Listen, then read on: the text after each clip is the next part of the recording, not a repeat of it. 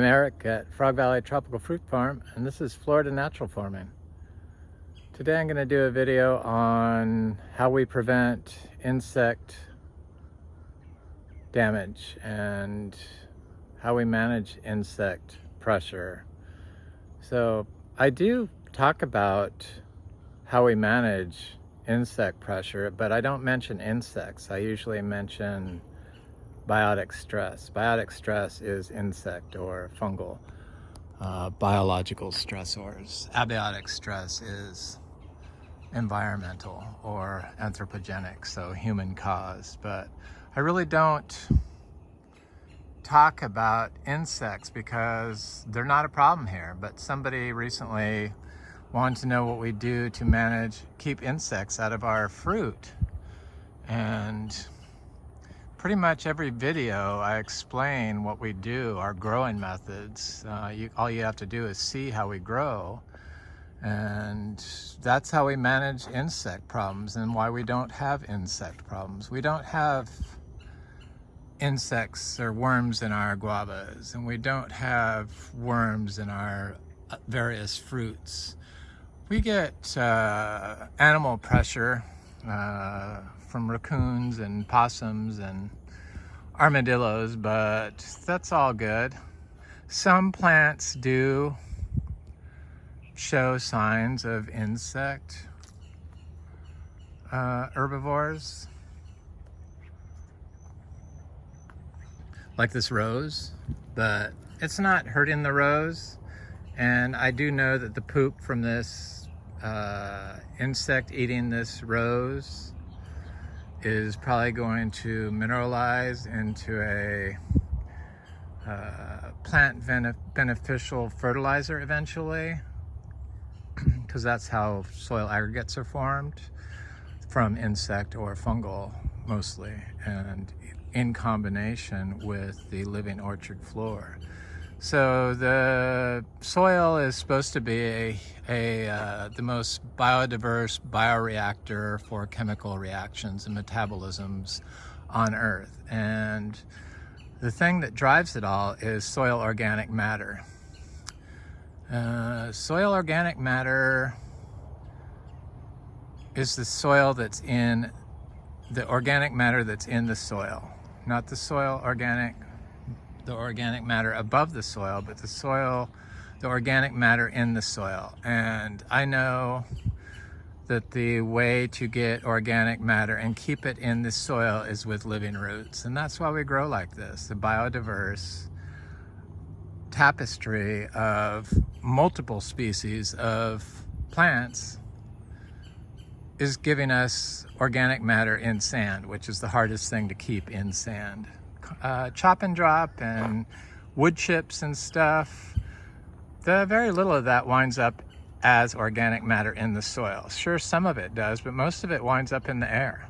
So the plants are what puts the organic matter in the soil, and the plant roots is where most of the biology lives. They live in the rhizosphere of the plant roots. And if you have a wall-to-wall tapestry of plant roots, then you have the microbiology in the soil that you want, the biodiversity in the soil, and a home for them to live. And probably the easiest thing, and that microbiology is what instills immunosuppressive an immune response, and instills signaling benefits, plant signaling benefits to the plant, so that it can communicate to its environment to counter insect pressures or build strong cell walls that inhibit plant or insect herbivores from consuming a plant. So greening is a major problem in Florida. And the person that said, and when I said we don't have insect problems, which we don't, so I just assumed that they could put it together that it's our management of our system that is the reason why we don't have insect pressure, and then look at how we grow. But sometimes I need to go back and explain everything, and it's probably good that I do that. This canistel fruit has a little bit of a insect pressure on it, but very little. Most of the leaves are fine. We still have achachiro fruit on our fruit tree, this is it. It's covered in a passion vine, which I would like to get off of there, but yeah, so it's good that they brought it up. And how do we prevent insect damage from insects from damaging our crops here? And why don't we have worms in our fruit? And it's easier for me to say what causes plants to be susceptible to getting worms in the fruit, or damage to the leaf, or that eat the crop, or even nematodes that eat the roots. Well, nematodes aren't insects, so but our input that we use, the raw zebo manure, is full of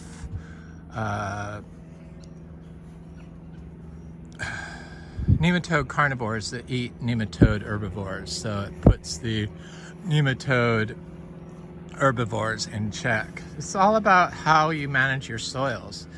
And compaction is one of the things that would prevent your tree from being able to communicate with its environment, to prevent a insect like that is causing greening in citrus to overtake your plant and basically turn into a systemic disease, which is where we are today with greening. But it's probably the root cause of their issues is all about how they manage their soils and the pollutants they use that are mitochondria inhibitors that cause mitochondria to mutate and prevent the tree from being able to signal to its environment or create a metabolite that would discourage the pests from consuming or colonizing the citrus. So compaction from mowing is the worst. So heavy machinery. This place was a lawn for 55 years. The back 5 acres was a horse farm, and we grow about 15 different types of citrus, and it's very healthy, as you can see. It's all seed grown. We don't do a monocrop, but I'm fairly certain that you could do a monocrop of citrus if you managed your soils correctly. They just don't do it, and the information's out there now. I was able to put it together, and that's how I'm able to explain it. Maybe sometimes not so good, maybe not so thoroughly, but I try to get the point across and be clear and concise with the information I provide. And I do a lot of reading of studies, and I know that compaction limits soil nutrients and hinders the tree from expressing its root architecture accurately. And if the soil is compacted and you're using nitrogen-based fertilizers, over use of nitrogen fertilizers, salt-based fertilizers especially, that they use in citrus, is going to cause your tree's cell walls to be weakened. This is a well-known fact. So it has weaker lignin in their cell walls, so they're easier to be consumed by the bugs. And then I believe, and I haven't been able to find any studies on this, that the salt-based fertilizers create a leaky root. So they hinder root hair development, which root hairs are colonized by mycorrhizal fungi, and when you're using nitrogen-based fertilizers, the salt-based especially, but water-soluble fertilizers that's readily available, the tree just sucks up everything. There's no controls on the nutrients that the tree is uptaking, which is the gateway on the root hair that the mycorrhizal fungi manages. So it causes a leaky root syndrome. So the nutrients go up, the nutrients go down. The reactive oxygen species that are in the root hairs are out of balance, so that you're getting a overabundance of reactive oxygen species that go into the cells, that damage the cell wall. The nitrogen will make elongation of the cells and make the plant grow, but it weakens the plant. And the reactive oxygen species in the right system, so a naturally managed, holistically grown fruit tree with a biodiverse orchard floor, is going to instill the mitochondria with the signaling ability to generate the metabolites or communicate with its environment for the alert that it needs a certain nutrient in order to combat its nutrient deficiencies, because that's what it does. It works together in the soil with the mycorrhizal fungi that is the transport system for the nutrients in a naturally farmed system. So if you don't have the tree can't communicate correctly with its environment, if its molecular signaling ability is diminished due to management, compacted soil, overabundance of nitrogen salt-based fertilizers, you're not going to have a tree that can have an immunosuppressive effect that will be beneficial at deterring insects from inhabiting it and colonizing it and being overtaken by a disease caused by the insect that causes greening. So we grow cacao here, we dry farm. Dry farming is very important.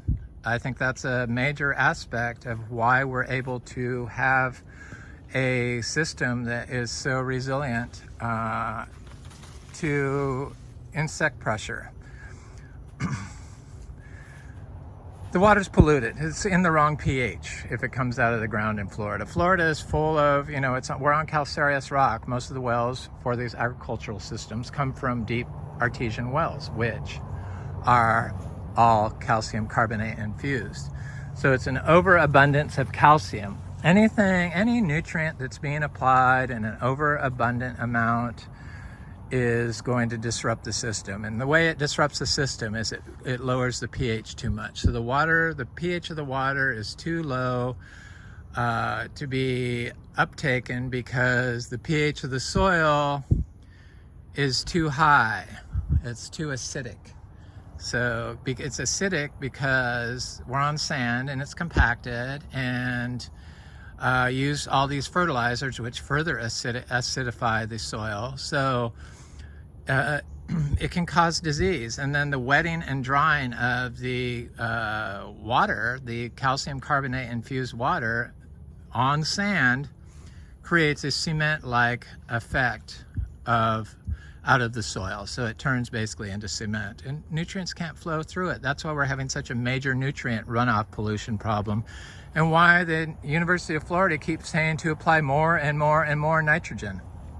It's totally insane that they wanted to monitor our nutrients we get from our cattle, but when they forced us to do a soil test,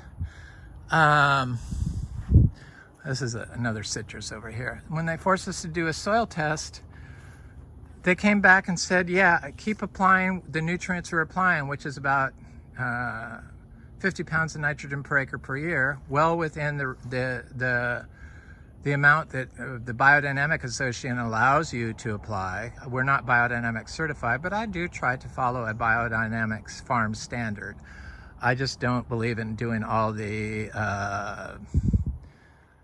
all the dogma, all the, you know, the preps and all that. Sure, they're good when you're first starting out, but we're already there. We've arrived. So we've moved past that. We're more natural system, and that should be good enough for the Biodynamic Association, but it's not. They want you to continue using the dogma, and I just refuse to do that. But then they allow plastics. Plastics are a major contributor to mitochondria dysfunction.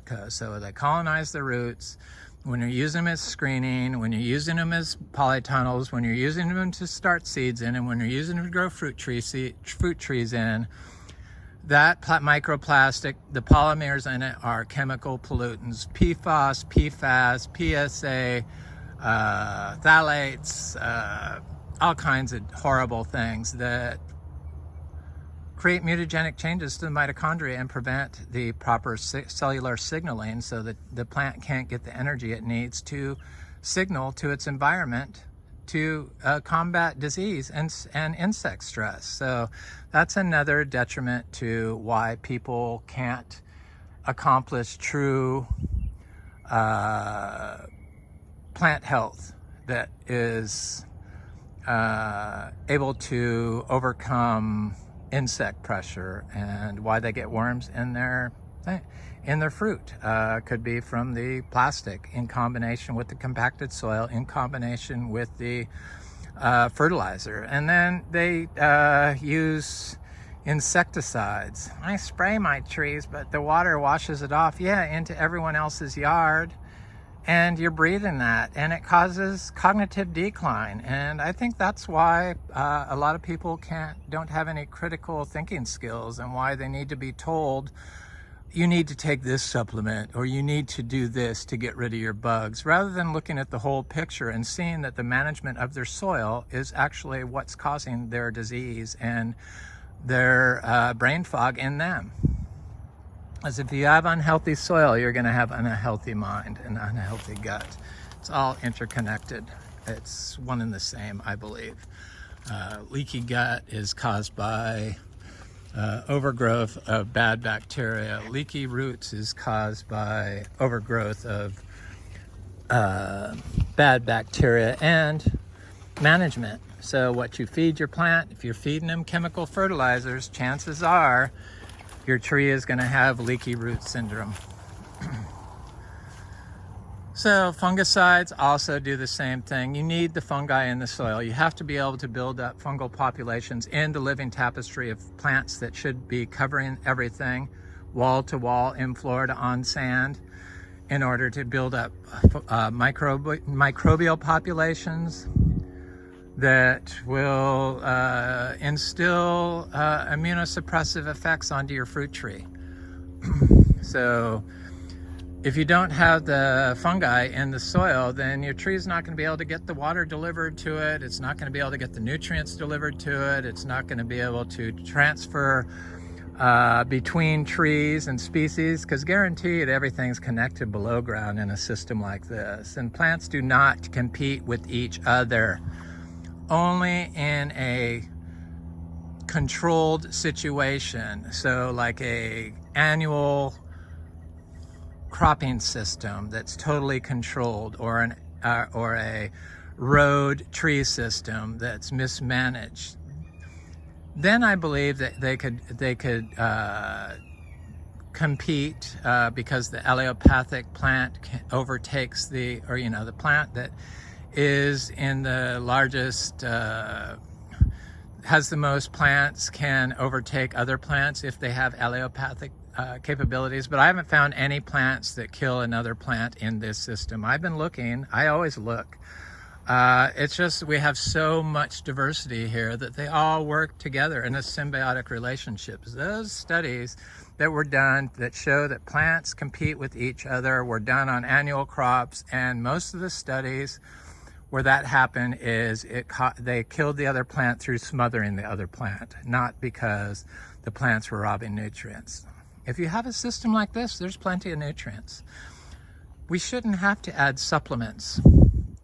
Just what nature provides, like a turd from an insect, or a turd from a cow, or a turd from a raccoon, or a turd from a bird, or an earthworm,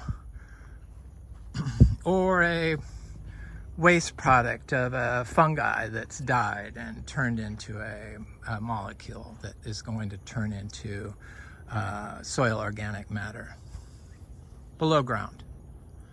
That's stable soil organic matter that, with the help of the roots, will eventually, with the wetting and drying process, so rain and drying, creates soil aggregates, which is what you want, which allows porosity to be in your sand. You weren't even supposed to be able to have soil aggregation on sand when I first started this farm.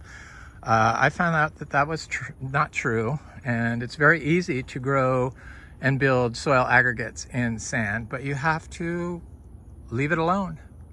You have to stay off of it. You can't put one input like all solid wood chips and expect soil aggregation to form. Yeah, you're going to get a lot of organic matter above the soil, and yes, some of it will leach into the soil and cause the soil to turn black, but you're not going to get very much soil aggregation. Whereas something like this, with small inputs done daily throughout the year, distributed evenly throughout the farm in a low nitrogen fertilizer in the form of, in our case, cow manure. It's low nitrogen. I don't care what anybody says. That's another fallacy.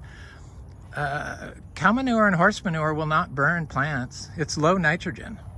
It's like 10% nitrogen per ton of available nitrogen. It's impossible. I've been using cow manure and horse manure. I used to put horse manure 2 feet, raw horse manure 2 feet deep around my fruit trees and water them with a hose, and those trees grew so fast and I never had one burn. I don't know where that comes from.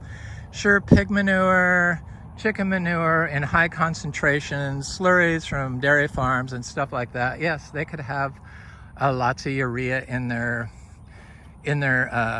input and cause soil to burn. But cow manure and horse manure and sheep manure and llama manure, any of the bovines, is not going to create a high nitrogen fertilizer that is going to burn your plant. That's a fallacy. That's just not true.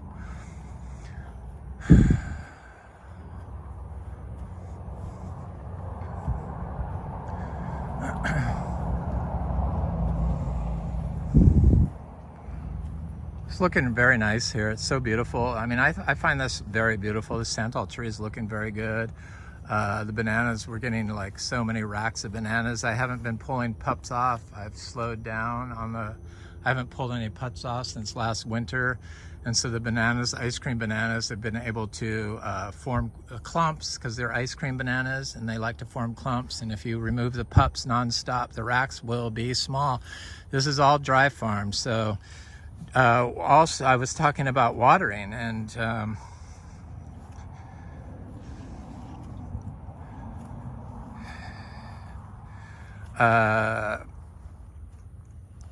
so the pollutants in water. So the problem with Florida is a lot of these fruit tree growers, they're on small city lots, and in Florida, most of the houses are on septic, or a third of them are on septic. I would say that's most. The whole cities are on septic. 1 out of every 3 houses is on septic. We have the most septics of any spot in North America, or in America. And I was shocked when I found this out, especially knowing that we're on calcareous rock, which calcareous rock allows water to move through it freely when the sand above it is not compacted. So when you put the septic in the ground, and all the septics today are done with plastic septic tanks and polyvinyl chloride tubes that connect them and distribute the effluent out into the surrounding soil on these small lots, and then all the stuff that people use in their house, all the pharmaceuticals, the laundry detergents and soaps contain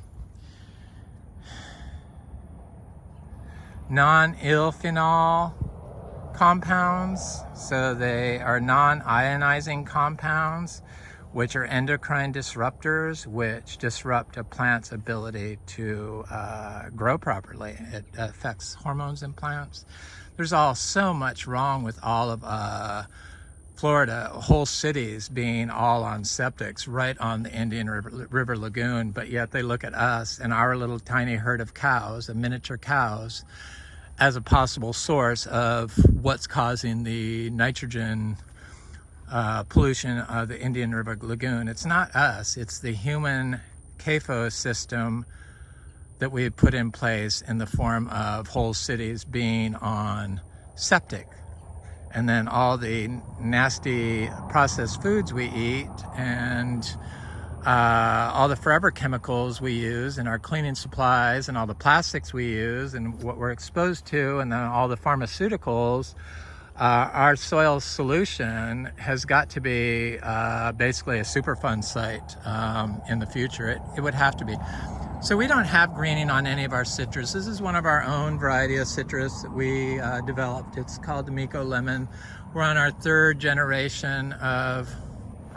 second generation, but soon to be third generation of Miko lemons. And they don't get greening, and they're dry farmed. They produce a lot of fruit. You can get a lot of fruit off citrus without watering it. It's totally wrong that they use so much water to get their citrus, but that citrus in Florida has a major problem, and they're constantly looking at what is causing their insect disease problem in the Florida citrus, and they don't look at their management. Hello, University of Florida. Too much nitrogen is too much nitrogen. You've got to look at the biological answer to the problem. And it's us that's causing the insect problem, and it's the way we manage our crops.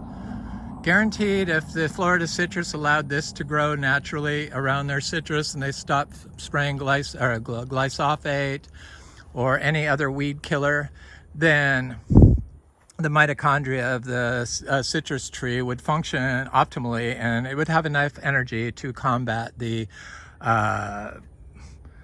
insect that's causing greening. It's crazy. It's crazy what we do. It's crazy that we can't see what's right in front of us. I know what causes insect problems. It's management. And if you're using insecticides, you're never going to be able to cure your tree of getting insect. It's probably damaged forever. If you're starting your tree in plastic pots and you're leaving them in plastic pots, chances are your tree is damaged forever also. And if you've been giving them salt-based fertilizers, or those horrible fertilizers that they like to use in the tropical fruit industry, the slow-release plastic-coated fertilizers, that also is going to be a mitochondrial disruptor. And until we look at what we're doing and focus on management, we're just going to continue to destroy our plants and look for a solution, a one-hit wonder. What's going to get rid of my bugs? You are causing the bugs in your plant, the way you're managing your soils. It's much like the functional medicine people. They all turn to supplements, saying you can't get everything you need from plants or from food, which that would be the only animal on earth that couldn't get everything it needs from food. They need to stop with the supplements and look at how food is grown. I hit on this a little bit in my last video. And that's why I feel I don't need to do these insect videos and what causes pests and disease and fruit flies and stuff like guava. We get lots of guavas on this tree without watering it. And look at all these guavas, and it usually fruits multiple times a year.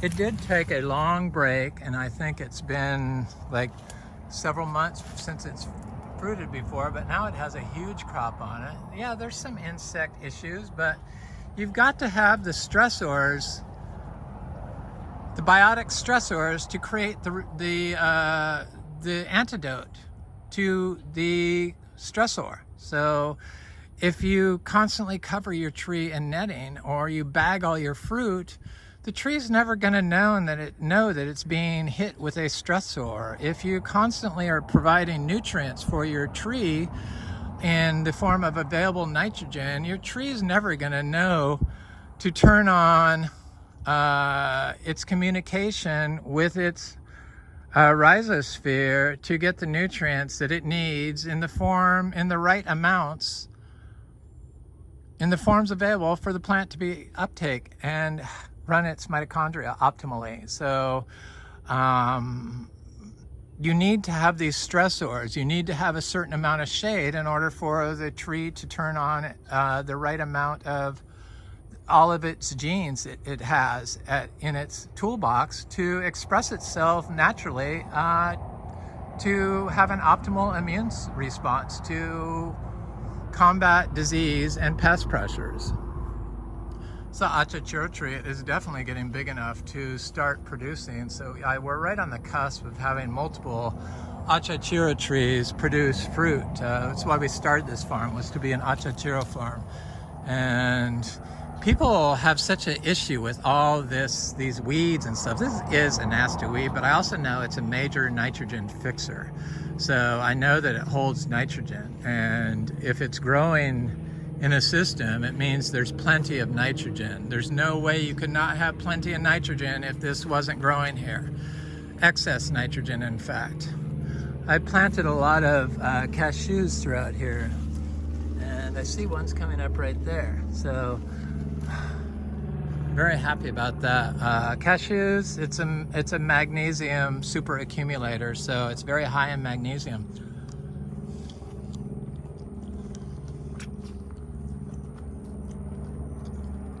Magnesium is one of those nutrients that's needed for your mitochondria to even work correctly. Most people have low magnesium, and that's the root cause of a lot of their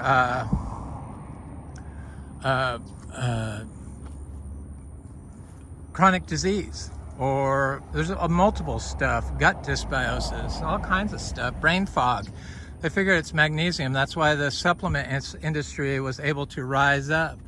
But if you're growing food much like this, which is more an indigenous method of growing that mimics nature, then chances of magnesium being in the system are a lot greater than a system where you're putting the nutrients out of balance because of the inputs that you're applying.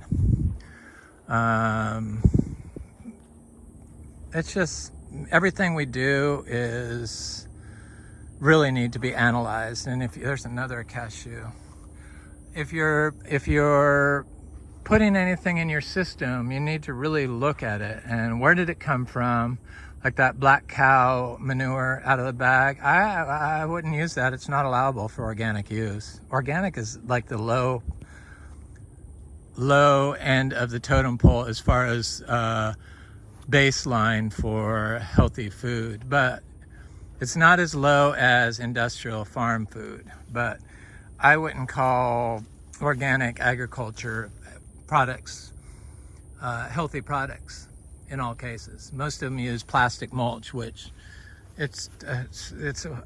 I've talked about plastics in this video. It's just a nasty ass product that should be banned. Somebody asked how they could get a system to mimic a system like this for pot culture. So many people, I guess because they're renting or they have small yards or they're super collectors of fruit trees, which I understand. I'm a tree hoarder. That's why I'm in this position. I totally get it. But I've always had a big yard. I've been fortunate enough to have big yards because I've always had horses. I guess I'm just lucky, but that's just what I like. I just like space and I like country. It wasn't always in a prime spot, so I didn't always have the best location. Sometimes I'd have to drive 3 hours just to get to work when I was younger without money, but that's what you have to do. You don't just all of a sudden come on the perfect location at 19 and expect to stay there the whole life. You have to move. It's what makes life exciting for us. But we wound up here in the lot next door now. Yesterday I've talked about the farm next door for sale, the real estate for sale, and It's a totally compacted lot. He drives all over it. He's driven all over it. It's totally compacted, but it could be fixed. It's 4.74 acres. I said it was, originally he was selling it like a week ago for $375,000. I tried to get somebody to buy it, like saying, yeah, if you want to be next door to me, please buy this. It's a good deal for $375,000. And I thought it would sell really quick, but he only waited a week and he put it on the market with a real estate agent, and I thought it was $800,000. No, it's $895,000 for 4.74 acres and no house. It's insane, totally insane. They just destroy the soil. People destroy the soil in Florida, and Florida could be Eden. It should be Eden. It wanted to be Eden, but now it's just a megapolis of dysfunction, and people act like they don't know what causes insect pressure in plants, and they want to know, how do you prevent it? What do I need to spray on my tree? What magnesium supplement should I take? You have to take ionized magnesium, otherwise your body can't absorb it. But probably the best way to get magnesium would be to drink some cashew juice, I would think, since cashews are super magnesium accumulators. Or put a cashew tree in the ground in your farm or your city lot, and that would probably add magnesium to your system, would be my guess. Because the tree couldn't survive if it didn't have everything it needed. So that whole thing where we need to add micronutrients and stuff, yeah, they've shown that micronutrients can help metabolism, but there's a very thin line about overusing them, and then it creates a detrimental effect. And most people think a little is good, but a little more is better, and a little more will put everything out of balance. So it's better to just do natural and focus on what you're applying in order to create a system that can combat pest, insect pressures, and disease like fungal issues. All trees from the nurseries, like mangoes and sugar apples, come already full of damaged mitochondria and fungal diseases. They just aren't being expressed until after you plant them. So that's why we have fungal issues in our mangoes. But I don't believe that powdery mildew limits fruit production. It doesn't here. I've shown videos of it.